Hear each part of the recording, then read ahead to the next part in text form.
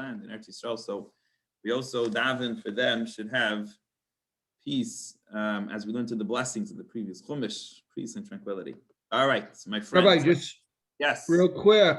I spoke to Andrew. Even though with what's going on, they're still going to Jerusalem to celebrate today. Today's Yom Yerushalayim, right? Yeah, they're still all in great spirits, and him and a bunch of his friends are still going there. So out here on the news, it sounds like it's like the end of the world. You're saying, and over there, life goes on. No, I'm sure he's got to watch his back and stay in groups, and you got to be concerned. But Right. Life goes on. That's the way. Unfortunately, that's a daily thing with them. Right. Different mentality. Yes. Yeah. Baruch Hashem, Hashem should just protect them and watch over them. Like you saw that kid who was like the lynch, right? They were going the 23-year-old or something in the car. They were trying. They would have killed him if the police wouldn't be there. He very, very scary. But yeah, Hashem's protecting them. Hashem's eyes are there. Oh, it's actually today. We're going to learn about the holiness of the Temple Mount. It's Yom Yerushalayim. Today and tomorrow we're going to learn about the holiness, but we got to start in today's Tanya. You'll see soon. All right. So what's the listing? So they're going to count the Jewish people. I saw another interesting in a commentary today. Why are they counting them now? So yesterday we learned Rashi said that Hashem's presence is going to dwell among the Jewish people. So Hashem counts them every opportunity when there's a good reason to count the Jewish people. Hashem uses that opportunity and he counts them. When you love something, you want to count it, right? What's that video, Scrooge?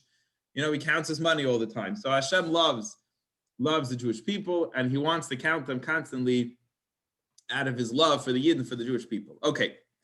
So the other reason I heard was, had the Jews not sinned with the spies and going into the land of Israel, they would have gone straight from there into Israel.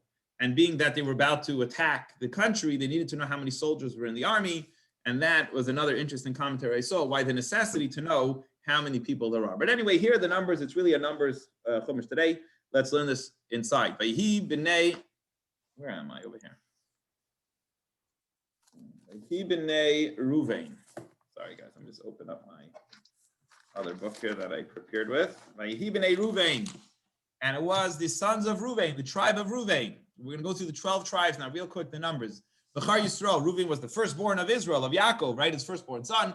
Toldaisam, with their offsprings, the Mishpachaisam, based on their families, because we know the tribes follow the lineage of the father. The Vesavesam, the Mispar Shemais, with the list of names, Lugugulaisam, to their counting, was Kol Zachrim Menesim Shana from 20 years and up. Maila Kol Yetzi Tzava, all the people that joined the army from 20 to 60. Kudem Lamati Ruvain, the count was Shisha Barbaim Elav Chamesh Meis. There was how many? Were there 46,500 soldiers? So the tribe of Reuben gave to the Jewish people 46,000 and 500 soldiers. 64,000. Shisha Bar, no, 46,500 soldiers were the amount of male men from 20 to 60 that joined the army joined the service from the tribe of Reuven. The Bnei Shimon, what about the second tribe? Shimon, Taldaisam, Shchaisim, Levesa, I'm not going to translate each verse, it's the same words, but I'll just read the Hebrew text and tell you the number. There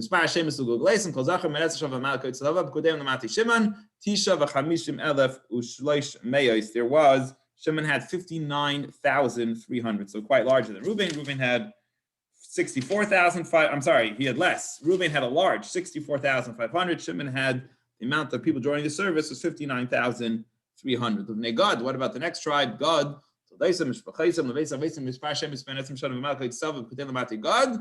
had 45,600. Okay, we keep on going. Yehuda, how much did the fourth tribe Yehuda have? 74,600. He had the largest amount of people. 74,600 were joining the service from the tribe of Yehuda. Continuing right along. Verse 28. What about the tribe of Yisachar?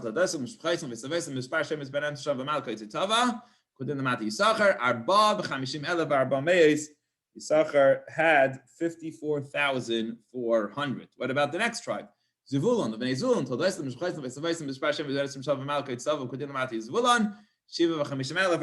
Zevulun had 57,400 was the amount that came from Zvulun.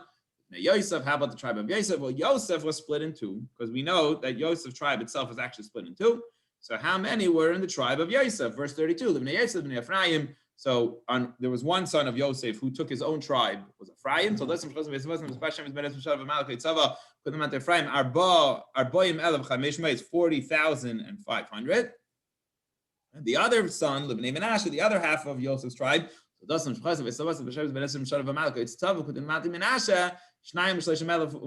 so they had 32,200. So by the way, Yosef's tribe would really be the biggest tribe had they not been split up, right? Because Yosef's tribe was split up between Ephraim and Menashe. Ephraim had 40,000 and change, and Menashe had 32,000 and change. So that would have been, actually no, it would have been 72,000. It still would have been less than Yehuda. Yehuda had 74,600. He still takes the cake, had the most people in the service. The Bnei Binyamin, the children of Benjamin. Binyamin. Benjamin had 35,400. So he was of the smaller tribes, as you can see from the number, 35,400. Continue in verse 38. What about Dan?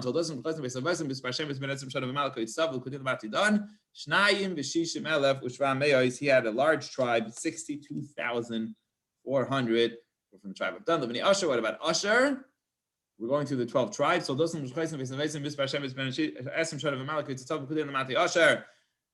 Barboim Melech 41,500, another smaller tribe, 41,500.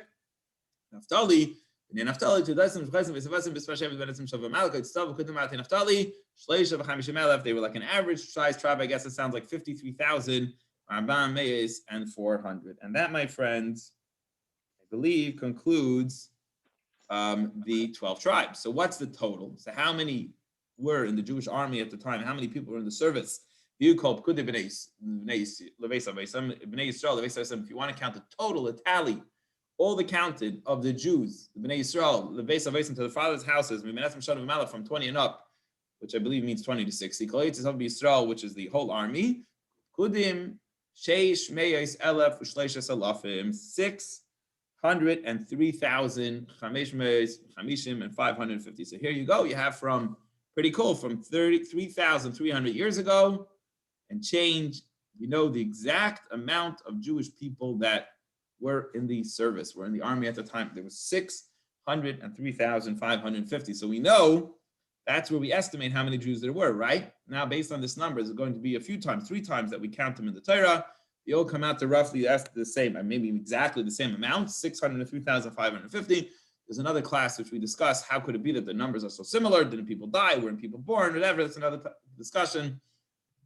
But it could be because they're all within 1 year, and the age starts from the year. You know, you do the census at certain times, whatever. The bottom line is there's 603,550, and now you could do the math. You could say, okay, well, let's talk about women now. How many women are there? So then you could say, okay, let's say there's equal amount of women. So now you had 1.2 million total. Well, we only counted from 20 and up, or 20 to 60. What about all the kids under 20? And that's where it comes in. Now, if you noticed, there was one tribe that wasn't counted.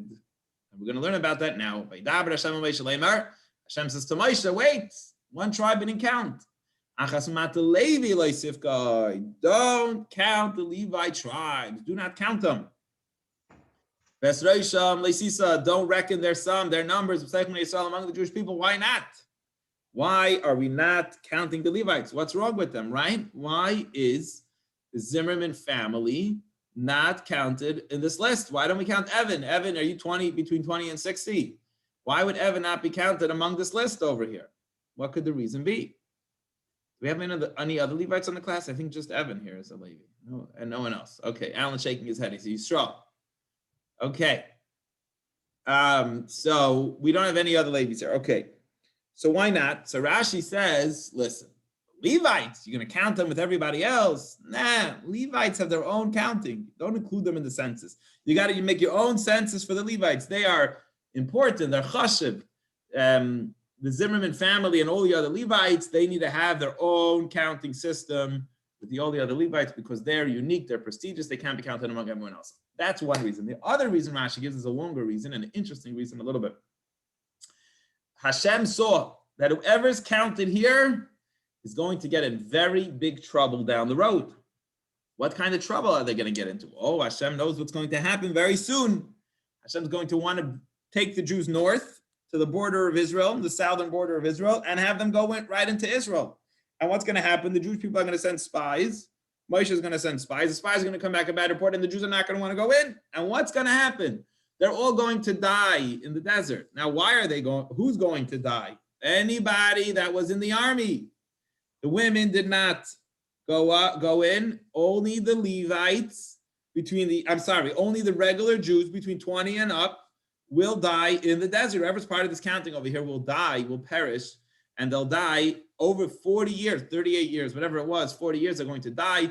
And therefore, don't count the Levites in this group because I don't want them to die together with everyone else.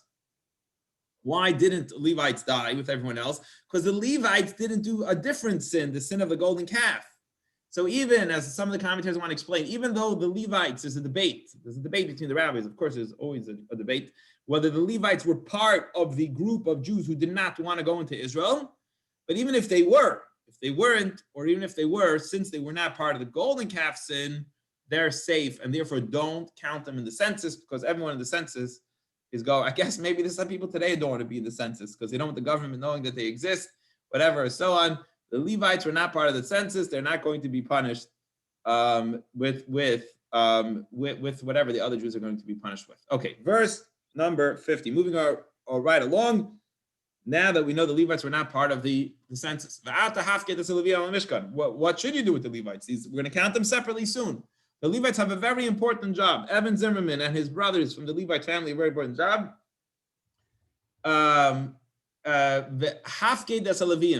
Put them to oversee, to be in charge. I'll call Caleb and all the vessels, and everything there, whatever's involved with the temple. Yisu as Hamishkan, carrying the tabernacle because they would travel. It was a movable synagogue. That's called Caleb, and all the utensils, the furniture, the pieces that were part of the temple. And they should minister. They should be the ministers over it, administer to it, take care of it. And they should live right around, make a border around the Mishkan in order to oversee the tabernacle. They are the people that are in charge of the Mishkan, of taking care of it, to protect it, and to surround it, and to take care of it. They have a very special job. They're not part of the regular Jews who go to work and do everything else. They have a special business job, and their job is that they are the overseers, the manager of the temple. So I guess that would mean that, Evan, you got to go to Israel now and make sure no one goes on the Temple Mount who shouldn't go. I guess that's what we're talking about over here. You got to live around the border and help protect the Temple Mount. That's what it would mean. We've been saying, and to make sure it's okay. When we say a Mishkan, and when the tabernacle travels, the Levites should put the Mishkan, should take apart. So basically, this is what Evan and his brothers would do. They would, as soon as the cloud of glory would rise. How did they know? The GPS told them where to go. How did they know? The cloud was a GPS, and it would travel, and they would know where to go. So what would happen when the cloud would lift up and start traveling? The Levites would right away go, and they would start taking apart the tabernacle. The cloud would go up, and the Levites would get to their job. And you'll see there are different departments, guys who are in charge of this department, that department.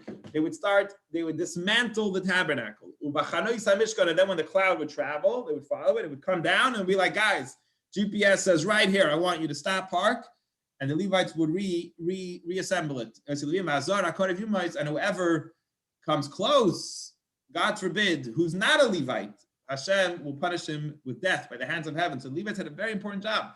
They were the security barrier around the Mishkan in order to protect it, that nobody who doesn't belong there should go close into the Mishkan. And Rashi gives an example, I think soon. He's going to say, there was somebody who, or maybe one of the commentators they saw it, said that there was somebody who messed around. Korach, one of the Levites, wanted to become a Kohen. And we know, we're going to learn the story in a few weeks. What ended up happening is he ended up passing away. He got killed because he wanted something he wasn't allowed to have. Verse 52. Now the Jews, the Levites were in the inner camp, but all the other Jews, where did they live?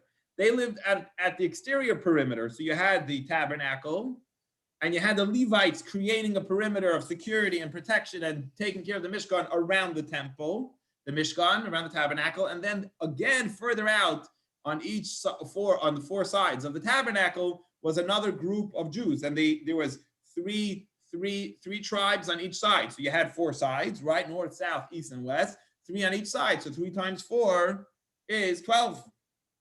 So you had 3, 3, 3, and 3, and each 3 tribes had their own flag. We're the northern tribes, like I guess like the Eastern Conference, maybe like in basketball. You had the Eastern Conference, I think, and the Western Conference, the Havdil. So also you were either part of the northern group or the western group, whatever you were part of a different group.